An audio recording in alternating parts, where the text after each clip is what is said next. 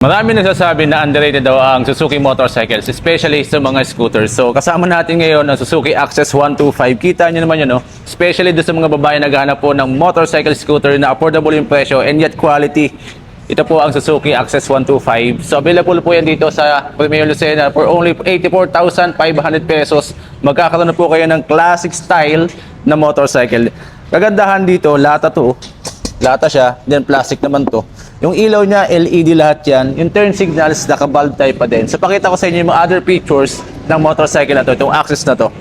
Isa maganda kay Access 125, nandito rin yung tangke nating gasolina na may 5.3 liters. Tingnan natin. Ayan no, napakadali. Hindi na natin kailangan bumaba na unit natin para magpagasolina kasi nandito na yung kanyang tangke. Kagandahan dito, napakatipid niya sa fuel consumption. Pumapalo ito ng 50 kilometers above yung kanyang fuel consumption. Depende sa paggamit natin ng unit. Meron siya napaka-spacious na underseat compartment na 21 liters ang capacity. Nakasya yung full face helmet dito, no? Except natin yung mga accessories. So, kasyang-kasya yung full face dito. Depende sa size. Kita nyo naman yan, no? Tapos yung kanyang side mirror ay maganda po yun, no? Kulay silver tapos bilog. Pang classic style talaga yung kanyang side mirror. And then, ayan, no? Underseat compartment ng Suzuki Access 125. At kung mapapansin mo sa kanya, yung kanyang turn signals, hindi siya nakaharap, oh. Baga nakatagilid na, oh. At may emblem po tayo ditong letter S na Suzuki. Ang sukat ng gulong sa unahan is 1990 by 12. Maxxis yung ginamit dito ng Suzuki. At makikita naman natin, tayo po naka-disc brake ang ating braking system. At yan po ay naka-CBS o combi brake system na din. At may park brake lock tayo.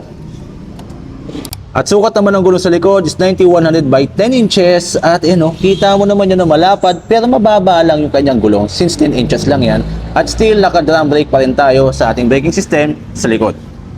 Naka-LED ang ating taillight pero turn signals natin still naka-bulb type pa din. Ang aggressive ng datingan sa likod, ang ganda ng design, no? Split type siya.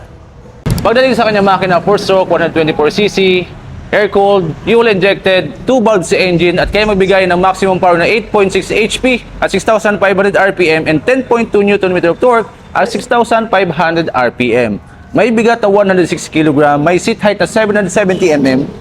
Ito po ang seat height niya, 5'11 ako yung reference, saka center stand. Abot na abot naman, lapat sa semento yung aking kaliwat kanang paa. Kung kayo po yung mga height is 5'2 below, kayang-kaya pa din itong seat height ng Suzuki Access 125. Po yung kanyang ilaw, i-on natin yung kanyang ignition. Kagandahan dito, may passing light na din.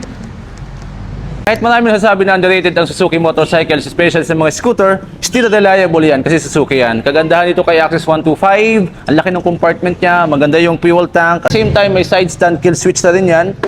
May kill switch button din tayo sa ating right portion at naka semi-analog and digital meter panel tayo at may passing light na din. Kayo, ano masasabi nyo sa Suzuki Access 125? So please comment down below yung mga suggestion nyo or mga opinion nyo kay Suzuki Access 125. At mabibili nyo for only 84,500 pesos dito po sa Premier Lucena. Yung ating pearl grace white na color at the same time yung solid ice green na color. Ikaw, mas pipili mo ba ang Suzuki Access 125?